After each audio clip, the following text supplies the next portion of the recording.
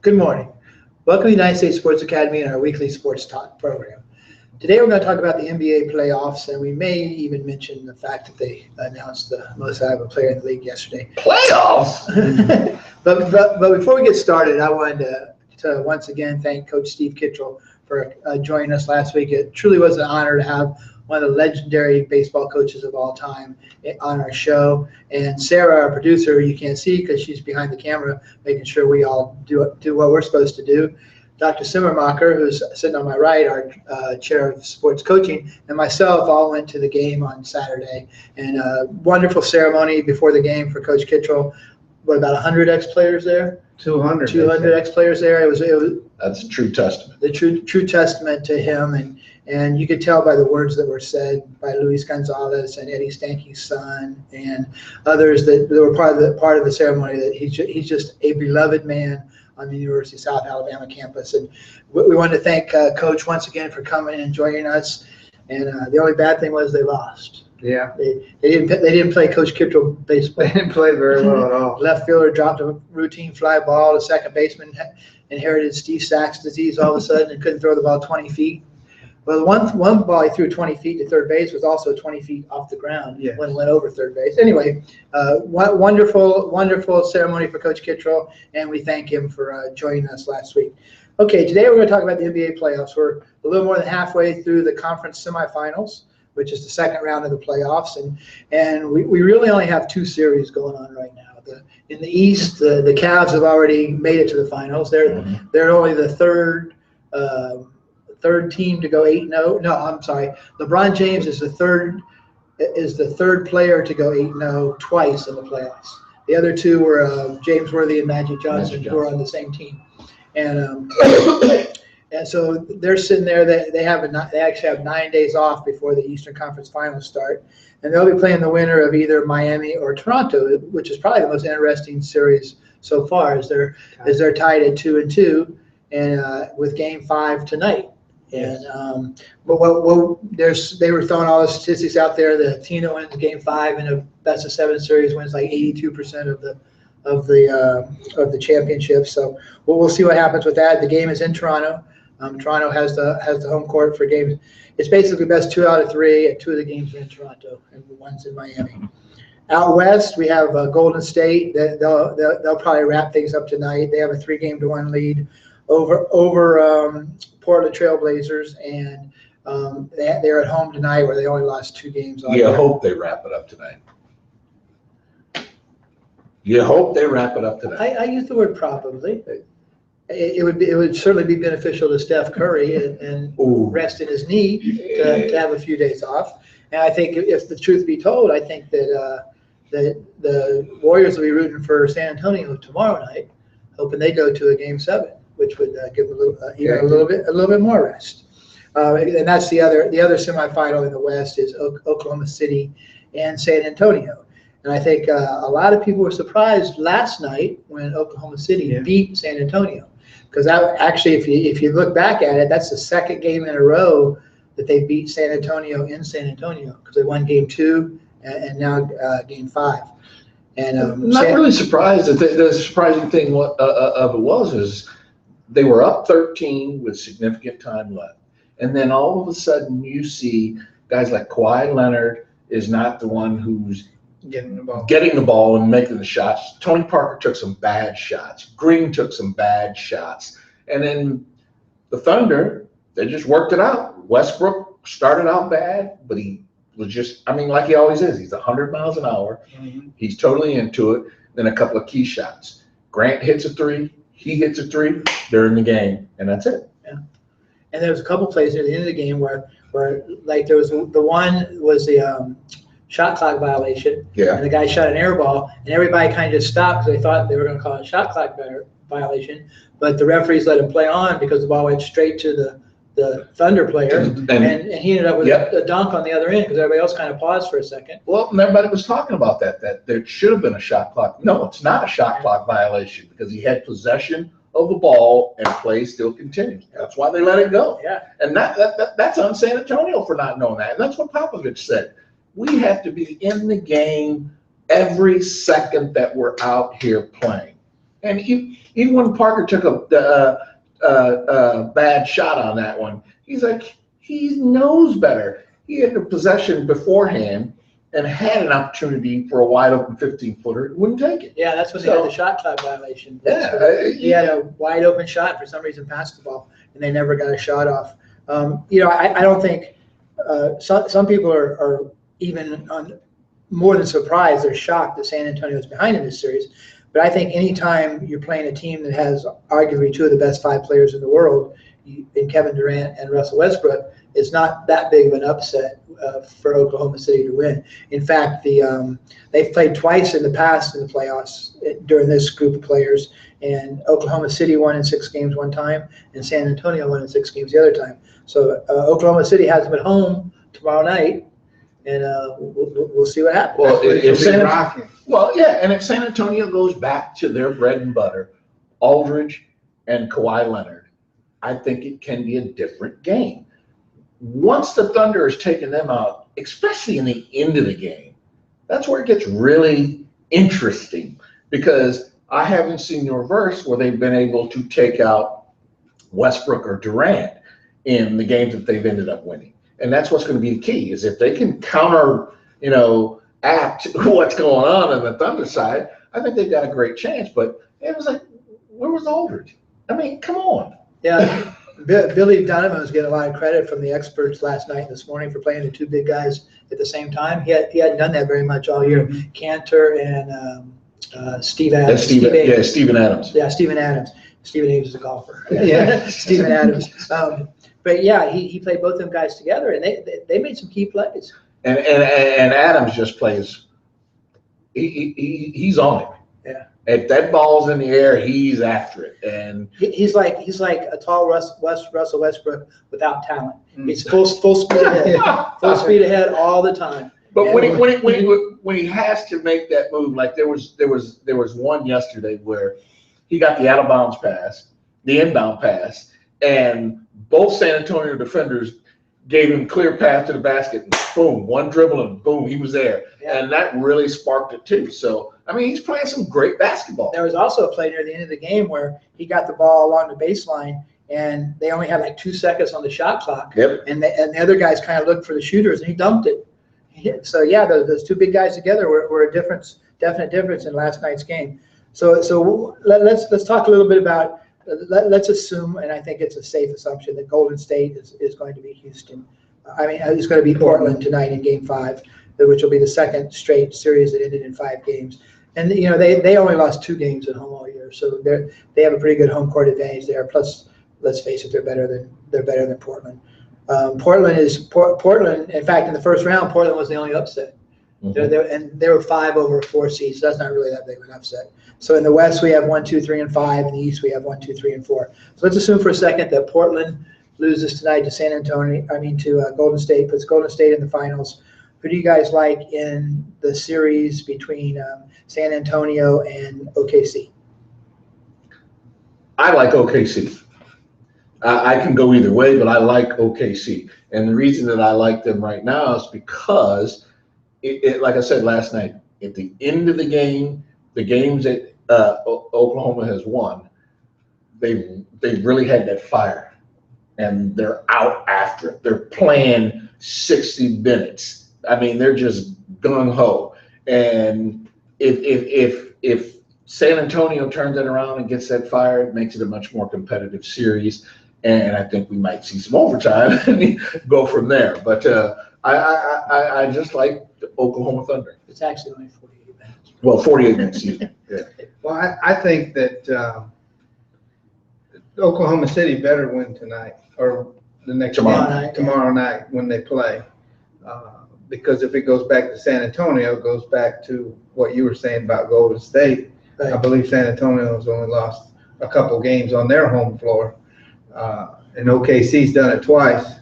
But I like San Antonio myself just because of the experience that they have.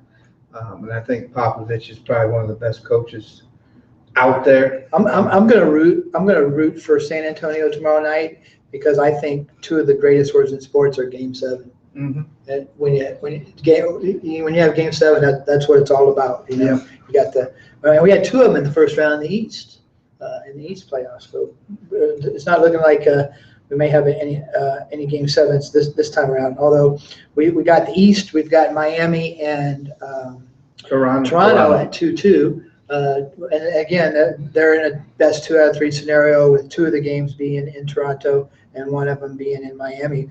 Who do you like in that series, Brett? I still like Miami in that series. I just think they have the Dwayne Wade factor. I mean, if you watch him play, he wills them to win. He's an exception. He's a good player for Chicago. He is a good player, and he's been around a long time, and he's got a lot of. I think sometimes we forget how good he really is. Yeah, he's a good player. There's no question about it. He won a championship by himself, Right. in Miami. Then he got Shaq, and then he got LeBron. Right. And, we forget sometimes. I think how good Dwayne Wade really is. I love that commercial with him and George Gervin about Frost. Yeah, the Gatorade Frost commercial. I haven't seen Yeah. that. Oh, It's like a tense moment of the game. He's sweating, and he takes a swig of Gatorade, and all of a sudden he's in this ice castle, and George Gervin's sitting there. Everything's ice, and yeah. he goes, Dwayne, my man, you got this. You're cool. And he says, what does he say? As cool as a streaker at a hockey game or something like that. Yeah, it's a whole bunch of A whole them. bunch It's funny, of yeah. things. As cool as a I convertible. haven't seen that. One of them's as cool as a convertible with a snowplow. And then the last one, Dwayne Wade Spaghetti. says, as cool as a Yeti eating frozen spaghetti. Yeah. And then he goes back to real life. And I don't know if you noticed, but George Gervin's sitting. Yeah, he's sitting there, behind him, yeah. smiling. Yeah, it's a pretty cool commercial. But yeah, they've got the Dwayne Wade factor. They do not have the home court advantage. Toronto has that. And, you gotta wonder how long Toronto's guards are going to keep shooting 25% like they have been the first 4 games this series. So we'll see. I think that most of the experts seem to think that whoever wins that series, it really doesn't matter because Cleveland is the prohibitive favorite to come out of the East. I'm gonna go with Portland on that one because I just want to see Portland. Toronto. Excuse me. I want to see the young guys. Everybody keeps saying the young guys can't get there. They can't get there. They just don't have the talent. They don't have the wherewithal. They don't have the capability. And I think this is one series where they do. They do. And it's all about shooting and taking the right shots and being in the right position and that. But I think that they've got a chance. And plus, they have an even more of a chance. Their big guy comes back. And the same thing with Miami. If their big guy comes back, then it evens things out. But I just, I want to see some of those young guys get a chance at it. Sometimes, Although it wouldn't be bad to see sometimes- Miami against Cleveland. Yeah, sometimes I'd love to see that series. Ooh, Sometimes all the hype can be used against you as well. You know, if we do have Miami versus Cleveland, are we going to see LeBron and Dwayne Wade hug and kiss? Remember maybe that? before the game and after the game, but not during the game. But that was a big controversy. Remember that, Isaiah Thomas? That was Isaiah and Magic. Magic, yeah. Yeah, it'll be interesting because I'm sure LeBron will be well received in Miami. But, Oh yeah. They'll probably be clapping for him Every time Right he gets along the with Dan ball. Gilbert. Yeah, every time he gets the ball, they'll be booing. Yeah, I think that Cleveland will probably come out of the East. Let's talk about the Western Conference Finals for a second. I think before the playoffs started, everybody just assumed it was going to be San Antonio and Golden State. Now it still could be, but I agree with Fred. If I had to make a bet right now, not that I would ever bet on sports, but if I had to make a bet, I think I would bet on OKC because they're at home. But I agree totally with Brett also. I think if it goes 7, that San Antonio is in the driver's seat.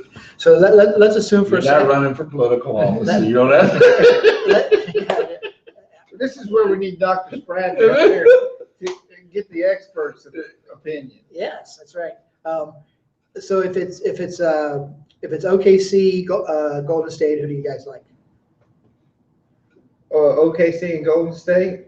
I still like who's ever playing Golden State because I think people are tired of hearing about Steph Curry.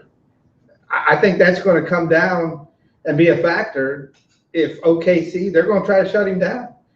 And all year long, though, Thompson stepped up and other guys on the team, but, we're not talking about the conference finals either. Yeah. So there's going to be a lot more added pressure. They did go 4-0. Golden State did go 4-0 against OKC this year. Right. I understand all that, but maybe they were just waiting for the playoffs. Could be. What about, I'll pick Oklahoma. okay, what if it's San Antonio and Golden State? I'm gonna go with Golden State. I'm still going San Antonio. He's going anti-Golden State. Yeah. Well, I'm gonna go with Golden State on that one because if Cleveland runs all the way through, then we set it up again last year, and it'll be a completely different championship series than last year because we'll have a healthy Kyrie Irving, we'll have a healthy Kevin Love, and right now, if you look at it, Cleveland is actually playing the best basketball in the NBA right now. 4 and done, or But is that going to be the 9 days off? Is that going to be a? Well, you know what they always, and see, that's one of the things you always hear differently. Barkley says 9 days off doesn't do anything to you. Okay, if you have that That's chance, because he likes to eat. okay, but see, and Kenny Smith came back and said it does sometimes affect you, and Shaq says it doesn't bother him. Yeah. It never bothered him. Yeah, And when he had that burning desire to go out there and beat whoever he was up against, that's all that counted. Right. Didn't matter whether he had days off or not. The fact of the matter is bring out who you're going to play and rumble. Well, they are, I think it depends on what kind of team you are too. I can't remember who said it. I'd like to give credit, but I don't remember. And I think that whoever said this said it best. It's a balance between rest and rhythm. Mhm. Yeah. And if you're a 3-point shooting team like Golden State or Cleveland's turned into the greatest 3-point shooting team in playoff history this year, I think if you're a rhythm team, it can affect you. I mean, we saw with Steph Curry Monday night. It took him 2.5 quarters. Okay, but see, when you talk about rhythm and tempo, who is the best right now of helping their team get within the rhythm of the game and establishes the tempo coming out there? That's LeBron James. Mhm. Yeah. No question about it. Okay. The other ones, they just got to shoot their way through. Mhm. LeBron, you see him step up and tell guys. I mean, he told Kevin Love the other night, shoot the ball. Because he had an air ball and he seemed like he was a little Right. timid. And he's like, no, keep shooting it. We talk. I think we all agree that Curry and Klay Thompson are the best shooting guards in the league. But man, when J.R. Smith gets hot, it's scary. He could throw it in. Exactly, yeah. And Shumpert hit a couple there. It's like, Yeah. what? He had a great quote the other night. He said, "Coach told me to shoot anytime I'm open, and in my mind, I'm always open." I'm open all the time. I'm open on the bench. LeBron said JR is the only one that has a green light at any time, and he said it's a big fluorescent green light. Yeah, when he's on, he's on. Oh, yeah. There's no question about it. I think a Cleveland Golden State rematch would be the best possible outcome from all this, and we'll talk about that late. We'll make our finals predictions when we know exactly who the teams are.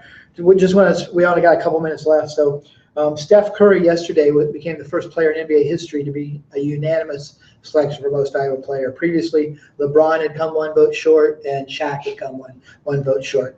I didn't know that they never had a unanimous MVP before until they announced it yesterday. It's really hard to believe that Michael never was a unanimous MVP, but he wasn't. And Steph's the first But one. you always had voters on there from Detroit and Cleveland and Milwaukee, and that just says it right there. You were never going to get a unanimous vote for him, even though he was here, clearly hands down. Yeah. Dr. Kumari and I talked about this morning. I think it depends on how you define MVP. Mhm. I think the way I think what it turns out to be most times is the best player on the best team. And what Dr. Kumari and I were talking about is if on game 1 of the season, LeBron James, Kawhi Leonard, and Steph Curry were all injured and out for the season, which team would that affect the most? And I think it would be Cleveland. Yeah, I agree. I mean, you look at Cleveland when LeBron left the first time. They went from a 62-win team to like a 26-win team with the same other players. I want to mention this before we talk about Kevin Durant. I read an article the other day that said there's a really good chance he's going to go to Miami, and Chris Bosh isn't going to be able to play anymore. And they're Right. going to use that money to They're bring in. gonna, it's already been said by Pat Riley, he is going to make the biggest push that he's ever done for a player because he thinks Kevin Durant fits in perfectly with the Heat. There's a lot of advantages. to Are they playing. gonna let Eric Spoelstra coach him? He's a good coach. There's a lot of advantages playing for Miami Heat. Florida has no state income tax, Yeah. which is kind of a little extra money in the pocket. Well, our producer Sarah is behind the scenes telling us to wrap it up, and so we have to do what our producer says. So we've got 2 games tonight. We've got Miami, Toronto, and Golden State. Portland tonight. Hockey playoffs are still going on too. There's 2 games. Game 7 tonight? Go Stars! A game 7 tomorrow night, and then Pittsburgh blew a 2-goal lead with like 5 minutes to go last night against Yep, Washington, but then they won bounced back. Then won in overtime. Yep. So great time of year for sports fans with the NBA playoffs, the NHL playoffs, baseball into full swing. Kentucky Derby. NASCAR, Kentucky Derby was a. If I was one who would bet on sports, I would have had a good day last Saturday in the Kentucky Derby. Keep watching the Cubs. Cubs are 25-6. Yep. Yeah, they're now at the point where they have the best start since the '84 Tigers, Yep. who started 35. And the White Sox are still right up there too. Speaking of Chicago, we're working on getting one dog over here. That's cool. Oh, okay. Yeah. Okay. For those of you who don't know, one dog is Lance Johnson, who played many years in Chicago. That's what Ken Harrelson called him all the time. Yep. Because he was number 1. Okay, we're going to wrap this up. We hope everybody has a great week in sports. Enjoy those Game 7s. There's a possibility of 4 of them before we meet again. 2. We have 2 of them guaranteed in hockey, and there could be 2 in the NBA over the weekend. Yep. So hopefully you'll get your fill of Game 7s before we talk to you again. And we'll be back next Wednesday at 11:30 a.m. Central Time for more of Sports Talk. And we wish you all a great week from the United States Sports Academy.